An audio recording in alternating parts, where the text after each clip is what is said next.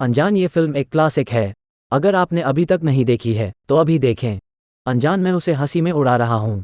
नमस्कार सभी को। जिम कैरी की स्माइल्स फॉर सिनेफाइल्स यहाँ है। यह video film cool hand Luke का विश्लेषण है। मैं यह मामला बनाऊंगा कि ल्यूक एक अस्तित्ववादी यीशु का आकार है। अस्तित्ववाद एक दर्शन है जो व्यक्ति को एक स्वतंत्र और जिम्मेदार एजेंट के रूप में देखता है जो अपने भाग्य को तय करने के लिए अपनी इच्छा का उपयोग करता है। अनजान ल्यूक एक नास्तिक है। वो भगवान की योजना को अनदेखा करता है और अपनी खुद की योजना बनाता है। यीशु ने मनुष्य को मृत्यु के बाद स्वर्ग में प्रवेश करने के लिए कैसे जीना सिखाया। ल्यूक आदमियों को जीवन के दौरान अपना स्वर्ग बनाने के लिए कैसे जीना सिखाता है। ल्यूक एक मसीहा है। वो मसीहा नहीं है। मसीहा एक बहुत शरारती लड़का है। हाँ, वो एक एंटी हीरो है और बेहद आत्मविनाशकारी है, लेकिन उसकी कहानी का आंक मसीह के समान है। अनजान आइए सीधे इस तुलना में गोता लगाते हैं। अनजान इस दृश्य में स्पष्ट है कि ल्यूक की उत्पत्ति विनम्र है, ठीक यीशु की तरह। इसे उपन्यास में और अधिक समझाया गया है। पृष्ठ 145 से यह उद्धरण। जैक्सन के लोग पहाड़ी लोग थे। वे कोयला खनिक, लकड़ी काटने वाले थे जो हमेशा कठिन, कठोर देश से जीविका कमाने के लिए संघर्ष करते रहे थे। ल्यूक एक अकेली माँ का बेटा है। एक पुराने गंदे पिकअप ट्रक के पीछे एक अस्थायी एम्बुलेंस। अनजान उसकी एकमात्र संपत्ति उसका बैंजो है। ल्यूक का जन्म एक पुरुष और एक महिला से हुआ था, लेकिन उसका पिता उसके जीवन में अनुपस्थित था। ये दिव्य कुंवारी जन्म का मानवीय प्रतिबिंब है। आइए सुनते हैं। तुम्हारे आदमी ल्यूक वह था। वह रुकने के लिए ज़्यादा अच्छा नहीं था, लेकिन उसने मुझे हंसाया था। हाँ, मैं उसे जानना पसंद करता जैसे तुम उसके बारे में बात करते हो। अनजान, तुमने अपनी तरफ से सर्वश्रेष्ठ किया है। पहले मैं खुद को अपनी समस्या समझता था। नहीं, ऐसा नहीं है ल्यूक। तुम अकेले नहीं हो। जहां भी तुम जाओ, मैं तुम्हारे साथ हूं। जॉन, ल्यूक के लिए एक क्रॉस बनने के लिए। कभी सोचा नहीं था कि शायद वो एक भारी बोझ है, लेकिन हम हमेशा सोचते थे कि तुम उसे उठाने के लिए काफी मजबूत हो। हम सभी रोमनों के शासन में थे। अनजान यीशु को उद्धारकर्ता कहा जाता था, जो उस समय की शक्तिहीन संरचनाओं से सामना करने वाला था। ड्रैगलाइन इस कहानी में पीटर का पात्र है।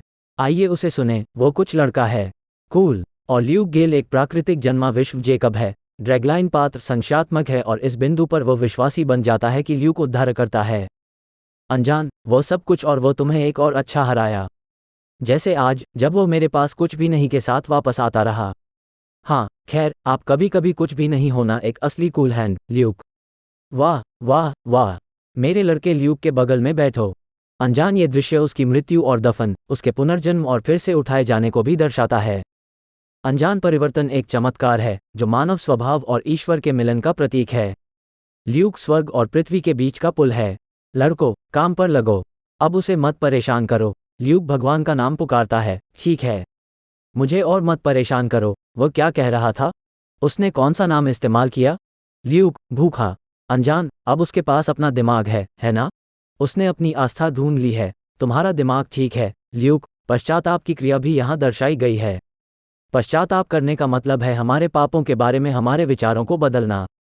मेरा दिमाग ठीक है बॉस। आपने मुझे मेरा। अनजान, यीशु, हमें फिर से छोड़ दो। प्रभु, कदम पीछे हटाने की सोचो। प्रभु, मेरा शरीर अब ठीक है। अनजान ल्यूक की मृत्यु का पूर्वाभास। अगर तुम फिर से भागने की कोशिश करोगे, हम तुम्हें मार देंगे। तो सब चमकता है एक तेज प्रकाश की तरह। शैतान की आंखों में प्रतिबिंबित, उसे उठने और स्वयं को शुद्ध करने का आग्रह किया जाता है। साफ सुथरा हो जाओ और थोड़ी नींद लो। कप्तान उसे बेटा कहकर पुकारता है। चलो, नीचे से एक प्रभामंडल के साथ गोली मार दी जाती है। अनजान उसे उठने को कहा जाता है। अनजान क्राइस्ट का परीक्षण 40 दिनों के लिए जंगल में था। ल्यूक ने मानवीय रूप में 4 दिनों का सामना किया। 4 दिनों के लिए तुम थोड़ा अतिरिक्त होगे। तुम्हारे लिए काफी कुछ है। अब तुम नियम जानते हो। तुम्हें अपनी थाली साफ करनी होगी। वापस बॉक्स में जाओ। ठीक है बॉस। बस कुत्ते को छोड़ दो।